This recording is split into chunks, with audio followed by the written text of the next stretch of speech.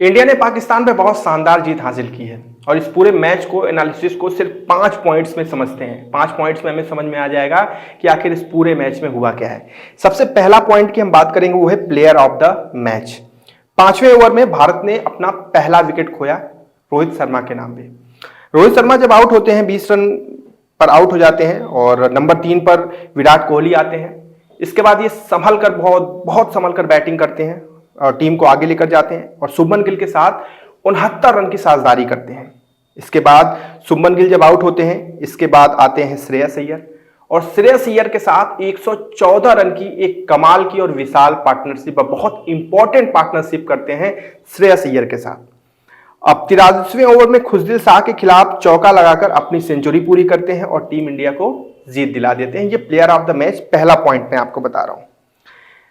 अब दूसरी बात करते हैं पॉइंट की, वो है जीत के हीरो। आखिर इस मैच में हीरो कौन कौन थे? तो विराट कोहली का नाम आपने सुन लिया। दूसरे हैं हार्दिक पांड्या, जिन्होंने पहला विकेट इंडिया को दिलाया बाबर आजम का। जब विकेट मिलने की उम्मीद नहीं थी तब उस वक्त हार्दिक पांड्या ने विकेट दिलाया, तो ये भारत के लिए बहुत बड़ा मौका था, क्योंकि बाबर आजम अगर आउट नहीं होते तो वो बहुत अच्छे फॉर्म में दिख रहे थे और ऐसा लग रहा था कि आज बहुत अच्छे शॉट्स देखने को मिलेंगे। और दूसरे हीरो हैं कुलदीप यादव। कुलदीप यादव की स्टार्टिंग के ओवर जो थे वो बहुत इफेक्टिव नहीं थे, बहुत प्रभावी नहीं थे, लेकिन इसके बाद इन्होंने 3 विकेट झटके और सबसे बड़ी बात है कि जो डेथ ओवर थे इसमें इन्होंने पाकिस्तान को रन नहीं बनाने दिया, तो ये बहुत बड़ी बात है। और तीसरे हीरो हैं हमारे भैया श्रेयस अय्यर।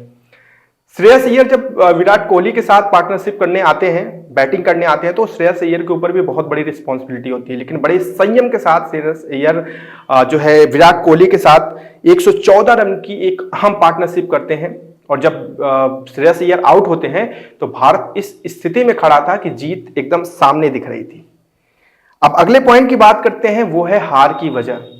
तीसरा जो पॉइंट है वो हार की वजह है और वो है पाकिस्तान के स्पिनर्स की कमी है। पाकिस्तान का एक ही स्पिनर था जो प्रोफेशनल स्पिनर, जिनका नाम है भैया अबरार अहमद। इनका नाम याद कर लो यार, क्योंकि ये वाले हैं ये, ठीक है, तो इनका नाम याद रख लेना। आने वाले समय में ये बहुत तगड़े से ट्रोल होने वाले हैं, परेशान ना हो, क्योंकि इनके इशारे इन्हीं को ले डूबेंगे। खैर, और जो दूसरा इसी में पॉइंट है वो इनकी धीमी बैटिंग। इनकी बैटिंग इतनी धीमी थी ना कि जो मतलब रन रेट था वो लगातार गिर रहा था। बीच बीच में सुधारने की कोशिश भी हुई, लेकिन फिर भी अगर थोड़ा सा इंप्रूवमेंट होता, क्योंकि इन्होंने एक टारगेट लेकर चलना था कि भैया हमको 280 तक पहुंचाना है, लेकिन उससे काफी पहले ये सिमट जाते हैं। तो इसके पीछे कहीं ना कहीं इनकी बैटिंग ही तो थी ना, तो ये वजह थी। अब अगला चौथा पॉइंट है भैया फाइटर ऑफ द मैच, क्योंकि कहते हैं ना कि जो टीम जीतती है उसमें सारे के सारे हीरो और सिकंदर होते हैं, लेकिन जो टीम हारती है उसमें कोई ना कोई फाइटर होता है जो फाइट करता है और फाइट करते करते हार जाता है। तो भैया जो फाइटर है वो है साउथ शकील, जिन्होंने 76 बाल खेली, 62 रन बनाए, 5 चौके मारे और 81.58 का स्ट्राइक रेट था। रिजवान के साथ इन्होंने बहुत अहम पार्टनरशिप निभाई अपनी, लेकिन एक तरफ रिजवान थे, अगर वो भी इन्हीं के स्ट्राइक रेट से लेकर चलते तो पाकिस्तान फिर भी 25 से 30 रन आगे जा सकती थी। अब भैया मैच रिपोर्ट की बात करते हैं, जो कि 5वां और आखिरी पॉइंट है। तो मैच रिपोर्ट सिर्फ इतनी सी है कि अगर आप एक बड़े मैच में उतर रहे हैं, एनालिसिस है ये, विश्लेषण है, अगर आप बड़े मैच में उतर रहे हैं, खासकर भारत के खिलाफ खेल रहे हैं, भारत और पाकिस्तान का मैच दुनिया का सबसे हाई वोल्टेज मैच माना जाता है, तो इस मैच में दबाव हर खिलाड़ी के ऊपर होता है। लेकिन अगर आपकी स्थिति ये है कि भैया करो या मरो, यानी कि रहेंगे, अगर इस मैच को जीतेंगे तो बने रहेंगे, हार जाएंगे तो बाहर हो जाएंगे, तो ऐसी स्थिति में भी आपको पता है कि सामने वाली टीम यानी कि इंडिया के पास कमाल के बैटर हैं और बैटिंग बहुत तगड़ी है। तो अगर बैटिंग तगड़ी है हमारी तो आपको रन भी तो अच्छे देने पड़ेंगे चेस करने के लिए, तभी तो हमारी बैटिंग को आप चैलेंज कर पाओगे।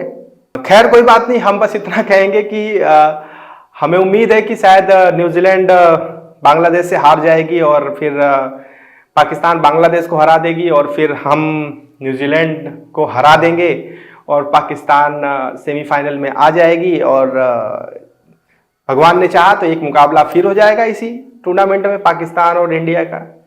और अगर वो फाइनल हुआ तो फिर आपको तो पता ही, फिर तो ट्रॉफी अपने ही पास है, कोई दिक्कत की बात नहीं।